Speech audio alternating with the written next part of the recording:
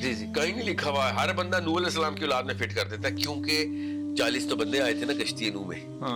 تو یاجوج ماجوج تو نہیں آ سکتے تھے اس پہ، تو یاجوج ماجوج کو بعد میں حضرت نوح کی اولاد سے پیدا کرنا ان کی ضرورت بن جاتا ہے۔ حالانکہ طبری نے اپنی رائے لکھی تھی حدیث پہ، کس حدیث پہ کہ آدم علیہ السلام کی اولاد میں یاجوج ماجوج ہیں، ادھر طبری نے رائے لکھی دی ہے، حدیث نہیں ہے کہیں سے بھی، نہیں حدیث نہیں ہے۔ طبری نے اگر رائے لکھ دی ہے تو کوئی بات نہیں، طبری صاحب کی رائے غلط ہے، اور طبری محدث بھی نہیں ہے جی اس کی رائے غلط ہے۔ This guy is just a مفسر and he could be right for all I know, but یہاں پہ وہ رائے غلط کر دینے سے میرا کون سا عقیدہ ہلتا ہے؟ ٹھیک ہے۔ آدم علیہ السلام کی اولاد کے لیے صرف یہ مسلمان کے دماغ میں یہ کیپیسٹی نہیں پروڈیوس کی گئی کہ یہ سوچ سکے کہ آدم علیہ السلام کی اولاد اور جگہوں پہ بھی ہو سکتی ہے، کیونکہ زمین کے لفظ کا مطلب ہم نے لیا ہوا ہے، ارض کا مطلب کہ صرف یہی ارض ہے، یہ زمین ہے، اس کے علاوہ ارض کوئی نہیں۔ حالانکہ وہ مریخ فریق سب اس کے اندر، چاند سے دور کر جاتے ہیں، چاند کے ارض نہیں ہے، چاند بھی ارض ہے، ٹھیک، مگر ہم نے ارض کو انگریزی میں ارتھ سمجھ لیا ہوا ہے، ٹھیک، کہ پلانٹ ارتھ کو اللہ تعالیٰ ارض بول رہے ہیں۔ ٹھیک۔ اس کی مثال یہ ہے کہ اللہ کے نبی صلی اللہ علیہ وسلم جب معراج کی حدیث شاہ فرمائی تو اللہ تعالیٰ کے نبی صلی اللہ علیہ وسلم شاہ فرماتے ہیں، اور ہر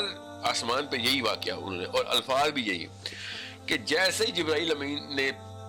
دروازہ کھٹکھٹایا، اچھا آسمان کا پہلے آسمان کا، تو آگے سے فرشتوں نے پوچھا کون ہے جو اپنی مرضی سے آئے ہو یا بلائے گئے ہو؟ آگے سنیے گا، اللہ کے نبی صلی اللہ علیہ وسلم شاہ فرماتے ہیں کہ جبرائیل امین نے کہا کہ ہم بلائے گئے ہیں۔ آگے کیا ہوتا ہے یہ الفاظ غور سے سنیے گا، اللہ تعالیٰ کے نبی صلی اللہ علیہ وسلم شاہ فرماتے ہیں کہ جیسے جبرائیل یہ الفاظ ارشاد فرماتے تھے، اچانک پردہ پھٹتا تھا اور ہم میرے سامنے یحییٰ اور عیسیٰ موجود ہوتے تھے، میرے سامنے ہارون موجود ہوتے تھے، میرے سامنے ادریس موجود ہوتے تھے، پردہ پھٹتا تھا، لو اینڈ بیہولڈ میں اچانک دیکھتا تھا کہ میں ان کی پریزنس میں موجود ہوں۔ یہ ہے آنسر آدم علیہ السلام نیچے کیسے آئے ہیں، ٹھیک، کہ وہ وہاں پہ ان کو گیٹس جیسے روح کا ہمارا ہے کہ جب کوئی روح نکل جاتی ہے بدن سے تو حدیث میں ہے کہ وہ اوپر لے جائی جاتی ہے، مگر وہ نیچے دیکھ سکتی ہے، نیچے دیکھ سکتے ہیں، اوپر لے جائی جاتی ہے، اللہ کے ہاں پیش ہوتے ہیں، پھر واپس آتی ہے، اور واپس بھی آتے کا راستہ دیکھ سکتی ہے، اور جاتے وہ دیکھتی ہے کہ میرے ساتھ کیا ہو رہا ہے، یہ بھی دیکھتی ہے۔ یہ سارا کا سارا ٹریٹی اسلام میں ہمارے لٹریچر میں ہے۔ روح از اے ٹوٹلی ڈفرنٹ تھنگ، جسم ٹریول ہو رہا ہے ادھر، روح نہیں ہو رہی۔ سو جسم جب ٹریول ہوتا ہے، یا میں تو مانتا ہوں کہ اللہ تعالیٰ کے نبی صلی اللہ علیہ وسلم کا جسم مبارک خود ٹریول کیا ہے سب، یہ تو ایک قوم ہے جو کہتی ہے صرف ریلیٹیو نے بنا دیا نا سب کچھ، ٹھیک ہے، خیر وہ بھی ابھی ایک پہنچا ہے، وہ پوری نہیں عکاسی کر سکتا۔ اچھا ہاں جی ٹھیک ہے۔ اب جب اللہ کے نبی صلی اللہ علیہ وسلم کہتے ہیں کہ میں اچانک دیکھتا ہوں کہ جیسے ہی آسمان کا دروازہ پردہ کھل گیا تو میں نے اور کچھ نہیں دیکھا سوائے پہلے اس سے پہلے کہ میں یہ دیکھ لوں کہ میں یوسف علیہ السلام کے پریزنس میں ہوں، میں ادریس علیہ السلام کی پریزنس میں، پہلے آدم علیہ السلام ہے، پھر عیسیٰ علیہ السلام ہے اور یحییٰ علیہ السلام ہے، پھر یوسف علیہ السلام ہے، پھر ادریس علیہ السلام ہے، پھر ہارون ہے، پھر موسیٰ ہے، پھر ابراہیم، اور ہر دفعہ یہی واقعہ ہو رہا ہے ایوری سنگل ٹائم۔ اور دوسرا سوال میں پوچھتا ہوں یہاں پہ آ کے میں ہمیشہ دوسرا سوال پوچھتا ہوتا ہوں کہ ہم سب مانتے ہیں کہ عیسیٰ علیہ السلام کو اللہ نے آسمان پہ اٹھا لیا، تو کدھر ہے ابھی وہ، اینڈ کس اسٹیٹ میں؟ کسی نہ کسی اسٹیٹ میں، آف کورس ہماری اسٹیٹ میں، جس اسٹیٹ میں اٹھائے گا اسی اسٹیٹ میں، ورنہ اٹھانے کا فائدہ ہی نہیں، کیونکہ وہ اسٹیٹ اللہ جانتا ہے۔ ہاں یہ بات کہانی وہ اللہ کو پتا نہیں، اللہ تعالیٰ نے بتایا ہمیں وہ کس اسٹیٹ میں،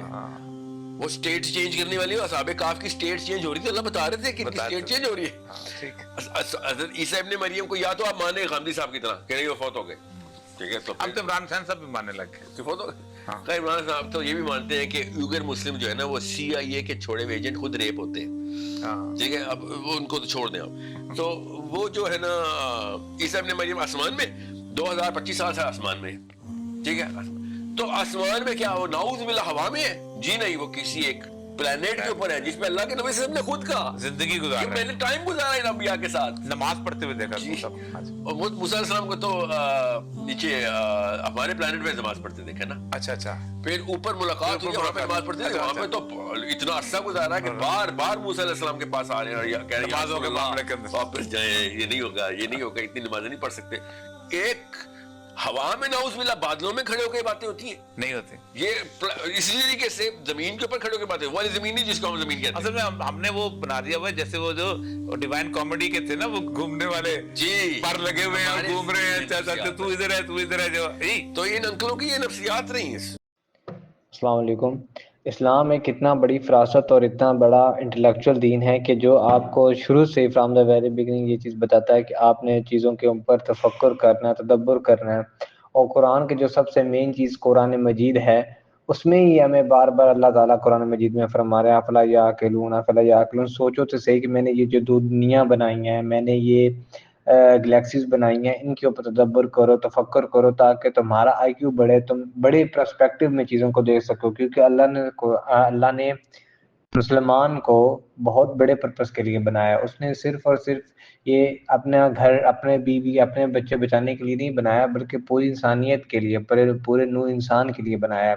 اور وہ تبھی ہو سکتا ہے کہ جب آپ بڑے لیول پہ جا کے چیزوں کو پچ کر رہے ہوتے ہو، بڑے لیول پہ جا کے چیزوں کو دیکھ رہے ہوتے ہو، سوچ رہے ہوتے ہو، تب جا کے آپ کے اندر وہ فراست، وہ حکمت، وہ دانائی آتی ہے کہ آپ جو ہے وہ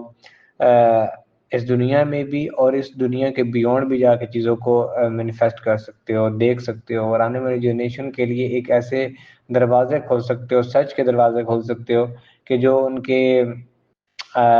کا آئی کیو بڑھا سکے، ان کو قرآن کے اندر تفکر کرنے والا بنا سکے، تدبر کرنے والا بنا سکے، اور وہ قرآن کے ذریعے ہی تمام سچ کو اپنا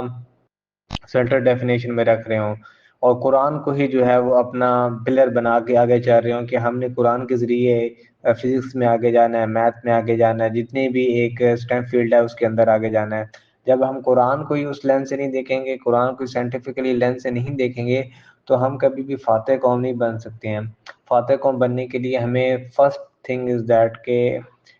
ہمیں قرآن کو اس لینس سے دیکھنا ہوگا، قرآن کا وہ حق ادا کرنا ہوگا جس کے بارے میں ہم سے سوال ہوگا کہ قرآن اتنا بڑا اللہ نے آپ کے لیے ایک پرچہ پیپر پہلے دے دیا، تو ہم نے اس کے ساتھ کیا کیا ہے.